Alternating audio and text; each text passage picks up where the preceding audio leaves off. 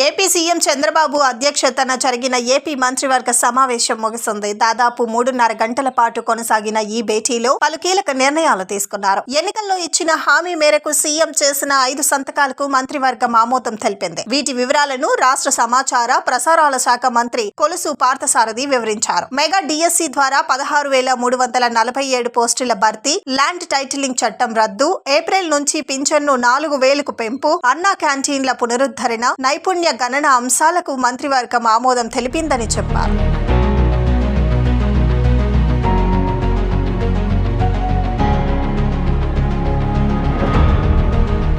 కొత్తగా టెట్ నిర్వహణ, టెట్ లేకుండా డిఎస్సి నిర్వహణ ప్రతిపాదనలపై చర్చించానన్నారు. డిఎస్సికి సంబంధించి జూలై 1 నుంచి ప్రక్రియను ప్రారంభించి డిసెంబర్ 10 లోపు 16,347 పోస్టులను భర్తీ చేసేలా ప్రణాళికను రూపొందించనున్నట్టు చెప్పారు. మొట్టమొదటిగా మెగా డిఎస్సి గత ప్రభుత్వం కేవలం సివిల్ వర్క్లు, పెయింటింగ్ వర్క్లు, కొన్ని పనిముట్ల కొనుగోలు మీద దృష్టి పెట్టి విద్యా బోధనకు కావాల్సిన ముఖ్యమైన ఉపాధ్యాయుల్ని నియమించడంలో మాత్రం పూర్తిగా వైఫల్యం చెందిన విషయం అందరికీ తెలిసిందే. 5 సంవత్సరాల్లో ఒక్క టీచర్ పోస్ట్ కూడా ఫిలప్ చేయకోకుండా, వేకెన్సీ ఫిలప్ చేయకుండా, చివరిలో ఎన్నికల ముందు ఏదో ఉత్తుత్తి డిఎస్సి ప్రకటన ఇచ్చి విద్యారంగానికి తీవ్ర నష్టం చేసిందని చెప్పేసి మనం చేస్తా ఉన్నా నేను. మరి ఏదైతే చంద్రబాబు నాయుడు గారు, పవన్ కళ్యాణ్ గారు, బీజేపీ కూటమి ప్రభుత్వం రాగానే మెగా డిఎస్సిని అనౌన్స్ చేస్తామని చెప్పేసి చెప్పారో దానికి అనుగుణంగా 16,347 ఉపాధ్యాయుల పోస్టుల నియామకానికి ఈరోజు క్యాబినెట్ ఆమోదం తెలియజేసిందని చెప్పేసి మీ అందరికీ మనవి చేస్తామని నేను. అంటే ఎస్జిటీలు, పీఈటీలు డిఫరెంట్గా ఉన్నాయి. అంతేకాకుండా అన్ని స్కూల్స్కి సంబంధించి ట్రైబల్ వెల్ఫేర్ కానివ్వండి, లేకపోతే గవర్నమెంట్ స్కూల్స్ కానివ్వండి, అన్నిటికీ సంబంధించి ఈ 16,347 పోస్టులు అని చెప్పేసి మీకు మనవి చేస్తా ఉన్నాను. పెన్షన్ల పెంపు అంశంపైన మంత్రివర్గంలో కీలకంగా చర్చించినట్టు చెప్పారు. దీని కింద ఇచ్చే మొత్తం 3,000 నుంచి 4,000కు పెంచే నిర్ణయానికి ఆమోదం తెలిపిందన్నారు. జూలై 1 నుంచి పెంచిన పెన్షన్లను ఇంటి వద్దే అందజేయాలని నిర్ణయించినట్లు చెప్పారు. ఎన్నికల్లో ఇచ్చిన హామీ మేరకు గత 3 నెలలకు కలిపి వచ్చే నెలలో ఒక్కొక్కరికి 7,000 పింఛన్ను అందనుంది. రాష్ట్ర వ్యాప్తంగా 65 లక్షల మంది లబ్ధిదారులకు ఈ మొత్తాలను పంపిణీ చేయనున్నట్లు తెలిపారు. దాదాపు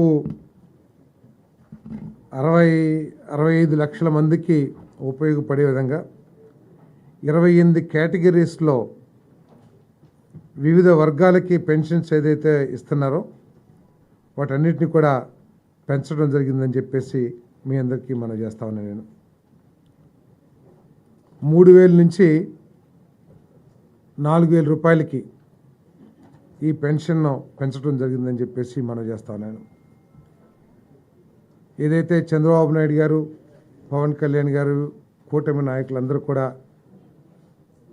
మా ప్రభుత్వం రాగానే మొట్టమొదటి మాసమే పెన్షన్లు పెంచి ఇస్తామని ఏదైతే హామీ ఇచ్చారో దానికి అనుగుణంగా ఈరోజు పెన్షన్లు పెంచే కార్యక్రమం జూలై 1వ తారీఖు నుంచి పెన్షన్ పెంచే కార్యక్రమం చేయబోతున్నామని చెప్పేసి మనం చేస్తాము. దాదాపు 65 లక్షల మందికి, 65.3 లక్షల మందికి ఈ పెంపుదల మూలంగా లబ్ధి చేకూరుతుందని చెప్పేసి కూడా మీ అందరికీ మనం చేస్తాను.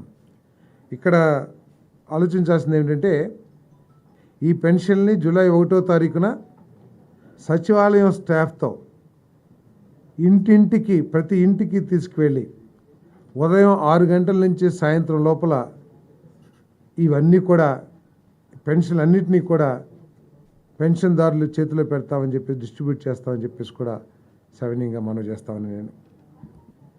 మరి ఒక కేటగిరీ ఫిజికలీ డిజేబుల్డ్ పర్సన్స్కి 3,000 నుంచి 6,000 రూపాయలు, పూర్తి అంగవైకల్యంతో ఉన్న వాళ్ళకి 5,000 నుంచి 15,000 రూపాయలు కూడా పెంపుదల కూడా ఇవ్వబోతున్నామని చెప్పేసి కూడా నేను మనవి చేస్తాను. కొన్ని క్రానిక్ డిసీజెస్ ఉన్న వాళ్ళకి, లివర్ డిసీజు, అదేవిధంగా ఎలిఫెంటాసిస్, కిడ్నీ ఇటువంటి దీర్ఘకాలిక అనారోగ్యం ఉన్న వాళ్ళకి 5,000 నుంచి 10,000 రూపాయలకి పెంచడం జరుగుతుందని చెప్పేసి కూడా మనం చేస్తాము.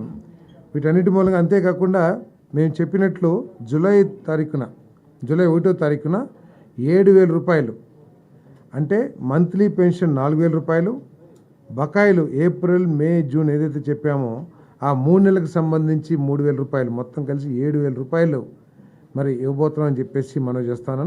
గత ప్రభుత్వం తీసుకొచ్చిన ల్యాండ్ టైటిలింగ్ యాక్ట్ చిన్న సన్నకారు రైతులకు కంటి మీద కునుకు లేకుండా చేసిందని చెప్పారు. దీనిని రద్దు చేయటం ద్వారా ప్రజలకు ఊరట కలిగిందని చెప్పారు. 183 అన్నా క్యాంటీన్లను ఆగస్టు నెలలో ఒకే రోజున ఒకేసారి ప్రారంభించాలని ఏపీ కేబినెట్ నిర్ణయించిందని తెలిపారు. జిల్లాలకు 1-2 రోజుల్లో ఇన్ఛార్జీలను నియమిస్తామని కూడా ఈ సందర్భంగా చంద్రబాబు ప్రకటించారని చెప్పారు.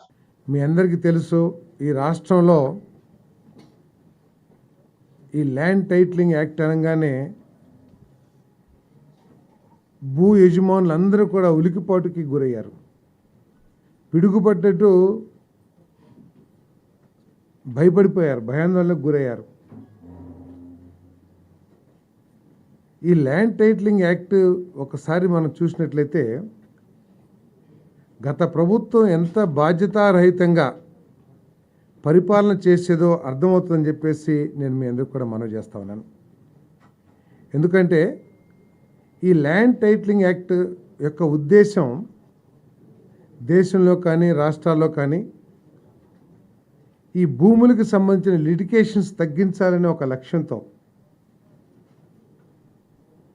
ఈ చట్టాన్ని తీసుకురావాలని ఆలోచన చేసింది కేంద్ర ప్రభుత్వం. ఈ రాష్ట్రంలో ఆమోదించినప్పుడు ఏం చెప్తున్నారంటే వాళ్ళు కేంద్ర ప్రభుత్వం తీసుకొచ్చిన అంటే బీజేపీ తీసుకొచ్చిన చట్టాన్ని మేము అమలు చేశాము అని చెప్పేసి చెప్తా ఉన్నారు. కానీ కేంద్ర ప్రభుత్వం ప్రతిపాదించిన, నీతి ఆయోగ్ ప్రతిపాదించిన చట్టానికి మన రాష్ట్రం ఆమోదించిన చట్టానికి తీవ్ర వైరుధ్యాలు ఉన్నాయని చెప్పేసి మీకు మనవి చేస్తా ఉన్నాను నేను. ఎందుకంటే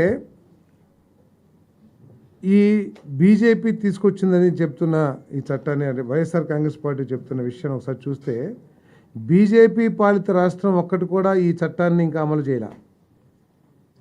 వాళ్ళు ఆ బీజేపీ పాలిత రాష్ట్రాలు చేయలేదు, కానీ వైఎస్ఆర్ కాంగ్రెస్ పార్టీ మాత్రం ఆదరాబాదరా ఏదో కొంప ఇదైపోయినట్లు ఈ చట్టాన్ని తీసుకొచ్చి రాష్ట్రంలో చిన్నకారులు నిద్ర లేకుండా చేసిందని చెప్పేసి మనం చేస్తా ఉన్నాను. భూ యజమానులు అందరూ కూడా కలవరపాటు గురయ్యారు. కానీ చిన్నకారు రైతులు ఎవరైతే ఉంటారో వాళ్ళు కంటి మీద కునుకు లేకుండా బాధలు పడ్డారని చెప్పేసి కూడా మీ దృష్టికి తీసుకొస్తాను నేను. ఎందుకంటే మొట్టమొదటిగానేమో పాస్ పుస్తకాల మీద ఫోటో ముద్రించటం, తర్వాత సర్వే రాళ్ళ మీద కూడా ఫోటో, పేరు అన్నీ రాయటం, ఇవన్నీ కూడా ఏదైనా ఒక కుట్రలో భాగమా అని చెప్పేసి ఒక అనుమానం కూడా ప్రజల్లో ఉండిందని చెప్పేసి మీకు మనవి చేస్తాను. టైటిల్ రిజిస్ట్రేషన్ ఆఫీసర్ అని చెప్పేసి చెప్పారు ఈ చట్టంలో. ఆ టైటిల్ రిజిస్ట్రేషన్ ఆఫీసర్ ఎవరో స్పష్టం చేయాలి. ఆ చట్టం ఎవరన్నా పార్టీ నాయకుడిని పెడతారా, లేదా నామినేటెడ్ వాళ్ళని ఆ ఆఫీసర్గా పెడతారా, లేదా ఒక ఎంఆర్ఓని పెడతారా, లేదా ఎవరైనా జ్యుడిషియల్ పెడతారా అనే విషయాన్ని ఎక్కడ కూడా స్పష్టం చేయకోకుండా అంబిగ్యూటీగా వదిలేసింది. దాంతో అర్థం కాని పరిస్థితి. ఏదైనా లిటిగేషన్స్ వస్తే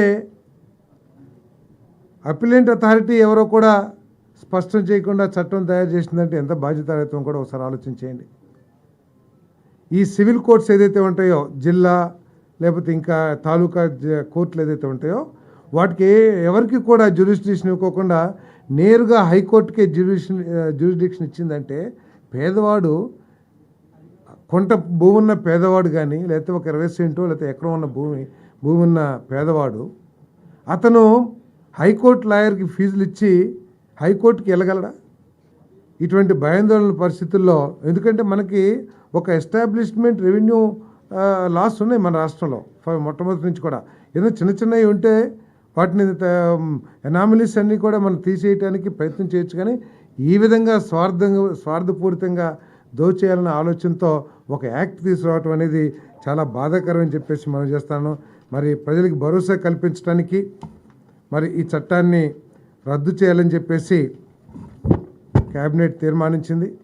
ఒరిజినల్ డాక్యుమెంట్స్ కూడా పొందే అవకాశాన్ని, ఎందుకంటే యాక్ట్ ప్రకారం ఒరిజినల్ డాక్యుమెంట్స్ కూడా రావని చెప్పేసి అర్థమవుతా ఉంది. ఒరిజినల్ డాక్యుమెంట్స్ కూడా మరి వారికి ఇచ్చేస్తాం కూడా జరుగుతుందని చెప్పేసి మనం చేస్తా ఉన్నాను.